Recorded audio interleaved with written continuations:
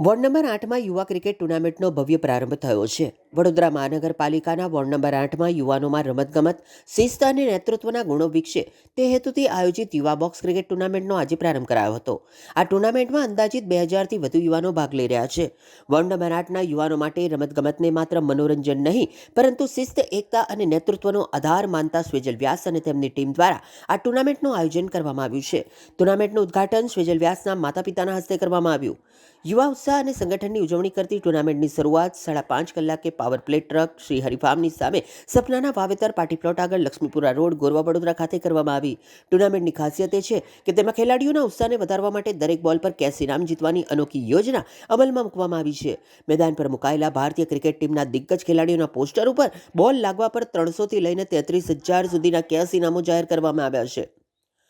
એક ઓવરમાં 3 વખત બોલ ડાયરેક્ટ લાગતા 5,000, મહેન્દ્રસિંહ ધોનીના પોસ્ટર પર એક ઓવરમાં 5 વખત બોલ લાગતા 19,000, હાર્દિક પંડ્યાના પોસ્ટર ઉપર 5 વખત બોલ લાગતા મહત્તમ 33,000, વિરાટ કોહલીના પોસ્ટર ઉપર 3 વખત બોલ લાગતા 3,000 અને રોહિત શર્માના પોસ્ટર ઉપર 2 વખત બોલ લાગતા 2300 રૂપિયાનું કેશ ઇનામ આપવામાં આવશે. આ ભવ્ય આયોજનના પ્રારંભ પ્રસંગે મોટી સંખ્યામાં યુવા ખેલાડીઓ, સ્થાનિક આગેવાનો અને રમતપ્રેમી નાગરિકો ઉપસ્થિત રહ્યા હતા. ટુર્નામેન્ટ દ્વારા યુવાનોમાં ખેલભાવના સાથે શિસ્ત અને જવાબદારીના સંસ્કારો વિકસે તેવી અપેક્ષા વ્યક્ત કરવામાં આવી હતી. વોર્ડ નંબર 8ના સર્વ વિસ્તારમાંથી કરોડિયા, ઉંડેરા 2, મધુનગર, અલકાપુરી, સુભાનપુરા, ગોરવા, લક્ષ્મીપુરાવાળો રોડ અને સંપૂર્ણ સુભાનપુરા છે, અલકાપુરી છે, જેતલપુરવાળા પટ્ટન, સર્વ જગ્યાના યુવાનો દ્વારા 250થી વધારે ટીમોએ આ ક્રિકેટ ટુર્નામેન્ટ, યુવા ક્રિકેટ ટુર્નામેન્ટ પર આયોજનમાં ભાગ લીધો છે. સુંદર રીતનું આયોજન છે, મુંબઈ સ્ટાઇલમાંથી કરી રહ્યા છે અને બોક્સની અંદર કરી રહ્યા છે અને અલગ અલગ રીતે નવા રૂલ્સ છે, નવી રીતના મેચનું આયોજન કરેલું છે. છોકરાઓને મજા આવે, ફ્રી ઓફ કોસ્ટ છે, કોઈ પણ ચાર્જ નથી. દરેક છોકરાઓને ટી શર્ટો આપવામાં આવી છે. 2000થી પણ વધારે યુવાનોએ આમાં ભાગ લીધો છે વિસ્તારના વોર્ડ નંબર 8ના, અને એમને સંપૂર્ણ રીતે રમે નિયમ સાથે અને લાઈવ યુટ્યુબ પર પણ લાઈવ આવે, જેમ આપણી ક્રિકેટની મેચ ઇન્ડિયાની રમાય છે એ રીતનું આખું આયોજન છે. એ લોકોને સંપૂર્ણ ફેસિલિટી સાથેનું આયોજન છે અને એમાં સર્વ લોકો જે લોકોએ પાર્ટિસિપેટ કર્યું છે અમે તેમનો તહે દિલથી આભાર વ્યક્ત કરીએ છીએ. પ્રશાસનનો પણ અમે આભાર વ્યક્ત કરીએ છીએ. પોલીસ પરમિશન પણ અમને સારી રીતે તરત જ મળી ગઈ છે અને જે કોઈ લોકોએ આમાં પાર્ટિસિપેટ કર્યો છે અને મદદરૂપ થયા છે, અમારા વિસ્તારના જે યુવાનો છે, જે 30થી 40થી જે યુવાનો છે, જે 1 મહિનાથી દિવસ રાત બેસીને સંપૂર્ણ આયોજનમાં સાથ સહકાર આપે છે, એ સર્વ લોકોનો પણ અમે આભાર વ્યક્ત કરીએ છીએ. સુંદર રીતે આયોજન છે. ઘણા બધા યુવાનો પ્રથમવાર કોઈ ટુર્નામેન્ટમાં ભાગ લઈ રહ્યા છે અને એમાં પણ 300 રૂપિયાથી લઈને 33,000 સુધીના તો કેશ પ્રાઇઝ છે. જે ફાઇનલમાં જીતે એમને અમે 31,000 આપવાના છે. જે ફાઇનલમાં રનર્સઅપ ટીમ છે એમને 21,000 આપવાના છે, પ્લસ ટ્રોફીઓ છે. જે પણ પાર્ટિસિપન્ટ અહીંયા ટુર્નામેન્ટમાં ભાગ લીધો છે એમને પણ અમે હારે તોય અમે ઇનામ આપી રહ્યા છે અને દરેક યુવાનોને સંપૂર્ણ રીતે અહીંયા વ્યવસ્થા, પાણીની વ્યવસ્થા, સંપૂર્ણ વ્યવસ્થા સાથેનું એક સુંદર આયોજન છે. ગ્રાસવાળું ગ્રાઉન્ડ છે અને પીચ અને અમ્પાયર પણ પ્રોફેશનલ છે. સંપૂર્ણ આયોજનમાં જે કોઈ લોકોએ સાથ સહકાર આપ્યો છે અમે એમનો દિલથી આભાર વ્યક્ત કરીએ છીએ. 6 ઓવરની મેચ છે. એક દિવસમાં 8 ટુર્નામેન્ટ રમાશે અને 8 ટીમો પાર્ટિસિપન્ટ ભાગ લેશે. રવિવારે સવારથી સાંજ સુધી છે. રવિવારે એક દિવસની અંદર 50 ટીમો ભાગ લે એવું એક સુંદર આયોજન છે અને 12 દિવસ આ ટુર્નામેન્ટ ચાલે અને 12મા દિવસે ફાઇનલનું પણ આયોજન છે. ફાઇનલમાં પણ અલગ રીતનું આ વખતે કંઈક વડોદરામાં પહેલીવાર કંઈ બને એવું આયોજન કરવામાં પણ અમે તૈયારી કરી રહ્યા છે. જે સસ્પેન્સ રાખ્યું છે, જે છેલ્લા એક બાકી હશે ફાઇનલ, એની પહેલાં અમે જાણ કરીશું. ક્રિકેટનો ખાસ ઉદ્દેશ્ય ક્રિકેટ યુવાનો માટે સ્પોર્ટ્સ સ્પિરિટ છે. ખાસ હાર્દિક પંડ્યા જ્યારે અમારા વોર્ડ નંબર 8માંથી દેશ માટે પ્રથમ ચૂંટાયા હોય કે તમે દેશ માટે રમી શકો છો, તો અને હાર્દિક પંડ્યા અને સર્વ આપણા ઇરફાન પઠાણ હોય, સ્પોર્ટ્સ સ્પિરિટ આપણા શહેરે બધા બહુ આપ્યા છે દેશને અને નેતૃત્વ પણ દેશમાં થયું છે અને આ જ વિસ્તારના યુવાનોને પણ સારું એવું નેતૃત્વ કરવા મળે, આગળ આવે, એમનો હોસલો બુલંદ થાય, સ્પોર્ટ્સમાંથી રમે.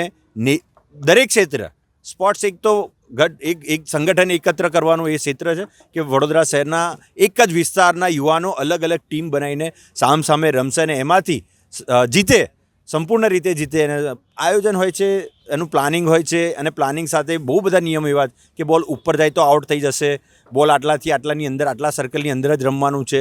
તો એક સુંદર મેચ છે અને સર્વ લોકો આમાં ભાગ લીધો છે. મારા માટે પણ, મને પણ નવી વસ્તુ અહીંયાથી શીખવા મળશે. તો આવું એક સુંદર એક આયોજન કર્યું છે, એમાં સૌ લોકોએ ભાગ લીધો છે. આવનારી પાલિકાની ચૂંટણીને અનુલક્ષીને આપણે પાછળ બોર્ડ પણ માર્યું. અમે આવનાર ચૂંટણીમાં અપક્ષ ઉમેદવારી છે, સ્વિજલ વ્યાસ છે, અને અપક્ષ વ્યક્તિ જો આટલું કરતા હોય અને ચૂંટેલી પાકો એમના વિસ્તારમાં ના કરી શકતા હોય તો એમે પણ એ વિચારવા જેવું છે. અને એ લોકોએ પણ, હું તો કહું, દરેક ક્ષેત્ર, દરેક પાર્ટીના લોકોએ આવું રાખવું જોઈએ. મુંબઈમાં દરેક લોકો રાખે છે, જે પણ એ છે કે ભાઈ એ કરી શકે એવા લોકો છે, એ લોકોએ પણ આયોજન કરવું જોઈએ. અને વિસ્તારના જ યુવાનો રમી રહ્યા છે, આમાં બહાર તો કોઈ રમી નથી રહ્યા. અને અહીંયા એવું તો છે ને કે તમે અહીંયા રમશો તો મને જ વોટ આલજો, તમે જેને વોટ આલો એને આલજો.